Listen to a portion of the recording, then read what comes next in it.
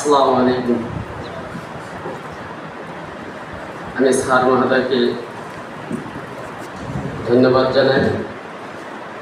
আমার কৃষক ভাইরা, জমিনে ঝাঁপিয়ে পড়া ভাইরা, মাথার ঘাম পায়ে ফেলা পরিচ্ছন্ন করা ভাইদিকে জানাই সকলকে সালাম, আসসালামু আলাইকুম। যে আমি প্রায় 10টা বছর তুলা চাষ করছি। আল্লাহর রহমতে 9টা বছর আমি সাকসেসফুল হয়েছি। গত বছরে একেবারে আমি ফিউজ হয়ে গেছি। যে ভুলটায় যে জমিনে আমি চাষ করেছিলাম প্রথমে 18 মণ আমি তুলা পেয়েছিলাম, দ্বিতীয়বার পেয়েছিলাম 14 মণ, গত বছরের মাত্র 4 মণ হয়েছে। তা আমি আমজাদ ভাইকে বলেছিলাম ওরা 2 লাখ পেব না, খুব বিক্রি। তা যাই হোক, এবার অন্য জমিনে আমি তুলা লাগাতে চাচ্ছি, 2 বিঘা লাগাবো ইনশাআল্লাহ। তা কথায় আছে কৃষক বাঁচলে দেশ বাঁচবে। আমি দেখেছি 2টা জিনিসের ইউনিট নেই বাংলাদেশে, কৃষক ভাইদের আর ইমামদের। আমি 2টাই আমি ভুক্তভোগী, ইমাম এবং কৃষক। 2টার মধ্যে কার কোনো দল নেই, নেতা নেই।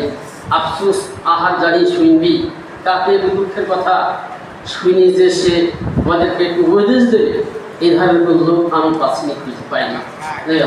যেমন 4-5 দিন হয়ে গেল আমার একজন মুখ শুনলি নাজিমুদ্দিন, তা সে ধানের চারা তুলেছে, তুলে লাগাবে।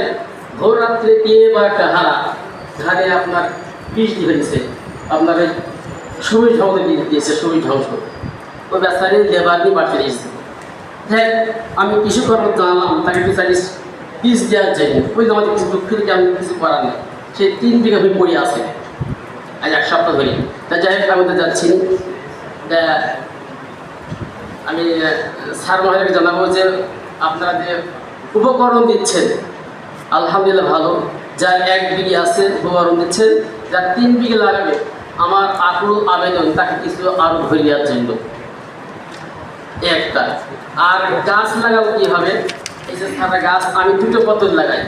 গাছ আমজাদ ভাই চারা দিয়েছিল, ওই আমি চারা 2 লাগিয়েছিলাম, চারা কিছু কম দিয়েছিল। আমি বাড়িতে চারা দিচ্ছি, বাড়িতে মাটিতে গামলার উপরে মাটি দিই, চারা কলি আমি লাগাই, চারা কলি। এই যে এখন বর্ষা এসেছে, বাড়িতে কলাই দেবেন, কলি ওইটা লাগাবেন, আল্লাহর রহমতে ভালো হবে, সুন্দর চারা হবে। বুঝে গেল? যে চারা লাগাবেন। আর আমজাদ ভাইকে যে কি আর বলি উদ্বোধের কথা, বুঝে গেল? উনি সেই কিবা বেলা 12টা কিবা কখন